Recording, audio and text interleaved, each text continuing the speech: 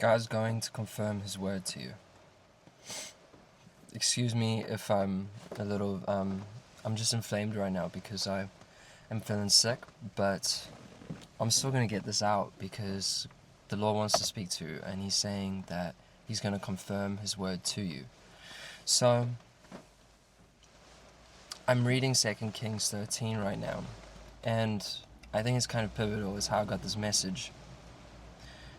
God always confirms His word, number one, because He wants to get to know His people, and one way that we can know Him is by knowing it's Him talking. So if He doesn't confirm His word, there is no certainty that it's Him speaking, especially considering the amount of voices that we can be hearing right now in our lives. Because there's the enemy, there is your thoughts, and then there's God's. And that can get real crowded, even though it's just three. I think the second reason why He does confirm His word is so that we draw near, because there's more. It's like a confirmation that there is more to know, because usually when He does speak, it's not so in your face, it's not so exact. It'll be a broad message regarding what you want to hear, and there'll always be room for, I guess, improvement. Like, He can add on to that, but He does it for a reason. It's so that you can get humbled as you go to Him, and you seek His face for the answers that you're looking for, not for the answer that you want to hear. Otherwise, chances are you're not going to hear Him. And it's all love, so free will plays a big part in it, because if we don't keep seeking Him out of our own free will, then it's not much of a seeking. It's more just, I guess, bullet points. It's a do list, and that's not very loving. It's not very intimate. It's quite surface level. It's just a task. It's just a means to an end. But our relationship with Him, He doesn't want it, and I don't want it, my relationship with Him, to be a means to an end, personally. Especially considering how everything I've been through, all the times He's confirmed His word, all the times I've looked for Him to confirm His word, and I've had to wait months at a time, sometimes years, sometimes weeks, sometimes hours. It's all taught me so many things, but I guess the culmination of it is God's everlasting. All the glory goes to Him. I need Him to answer, or else I won't have an answer. That's what it means to put yourself out there. So, that's why I think He confirms His word.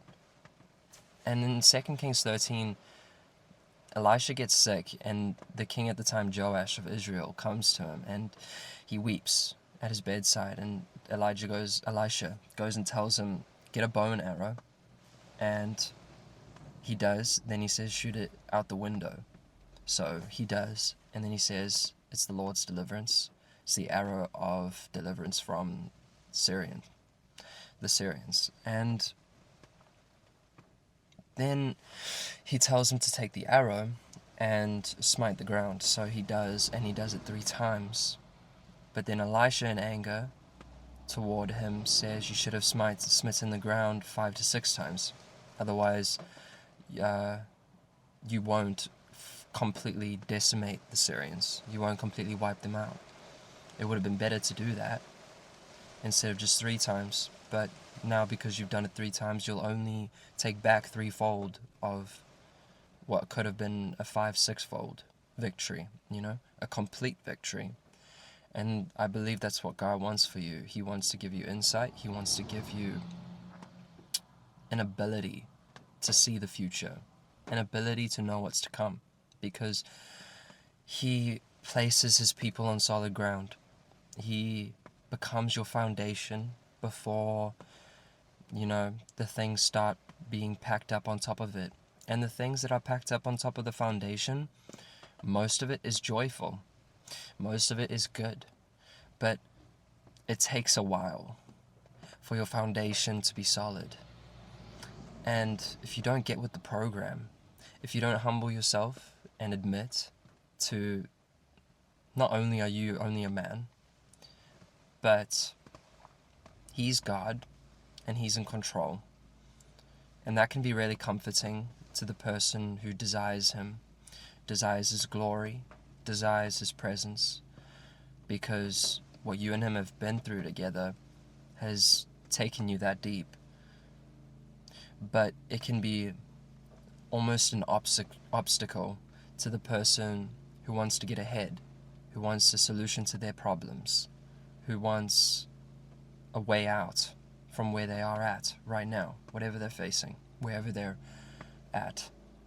And I do believe right now God wants to show so many people how good he is, especially you, because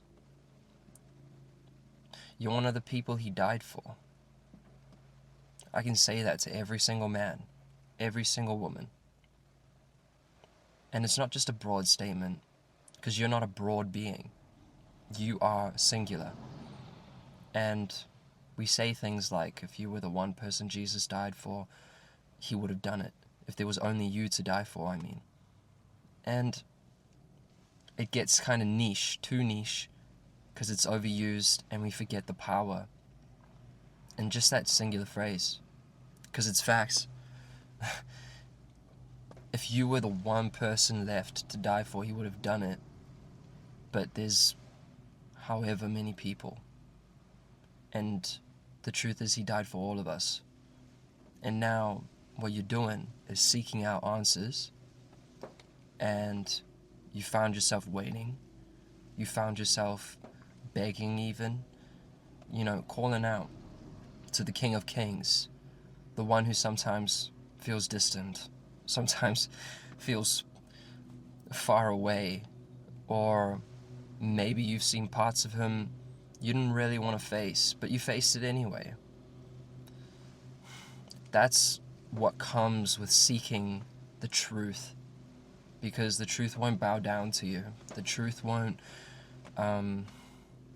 wrap itself differently so that it can, present itself better toward you based on, a combination of many things. Your experiences, what you used to think was right and wrong, what you want from your life and where you're going, the trajectory of your vision. It's not going to work that way.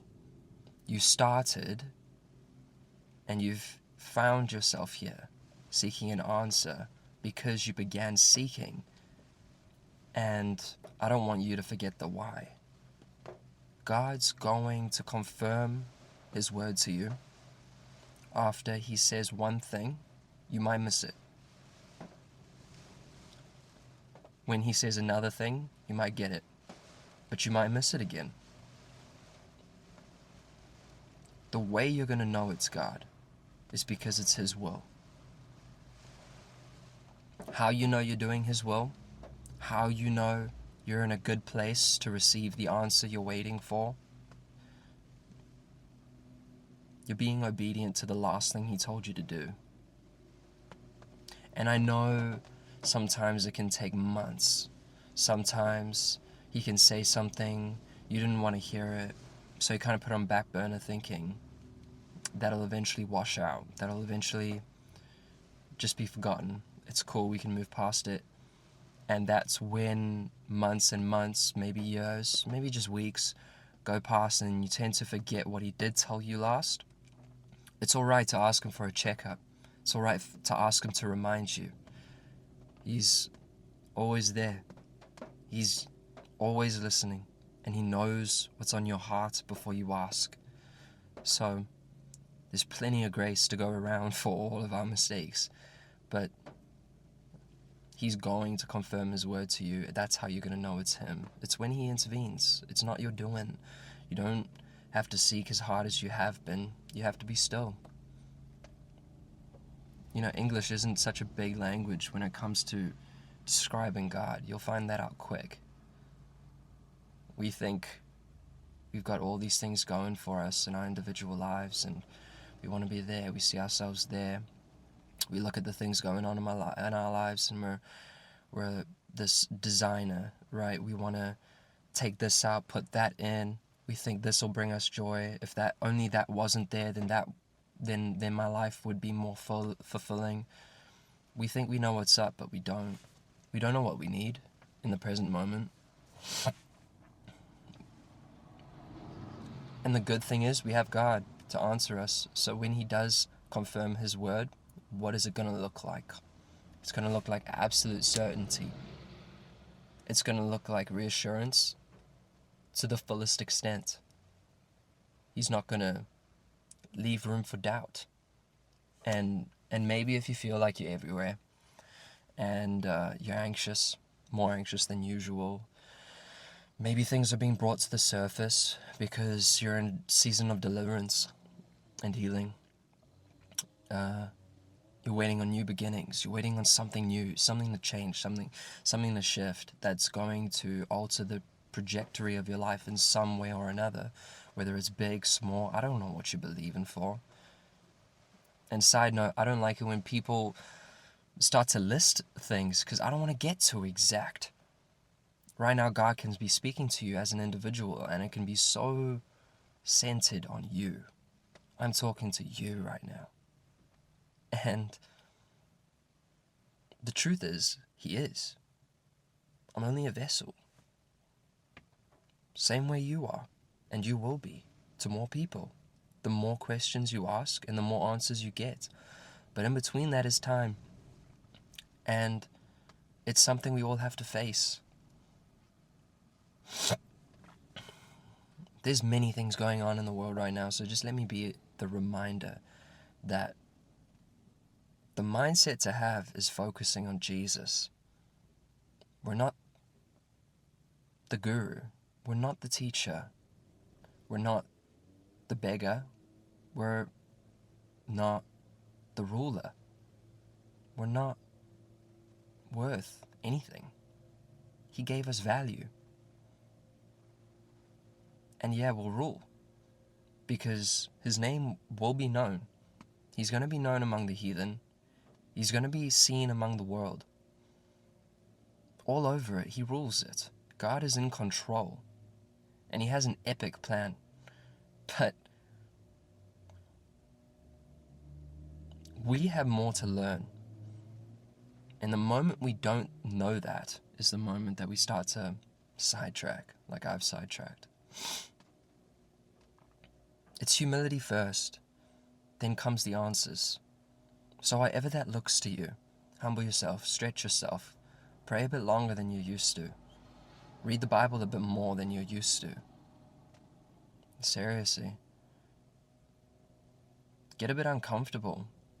If what you're battling with is being a coward, then go and share the gospel. Make some silly mistakes, like awkward moments with strangers because you don't know how to start a conversation, because you calculate these crazy things in your mind when all it is as simple as asking how their day is and then telling them about Jesus.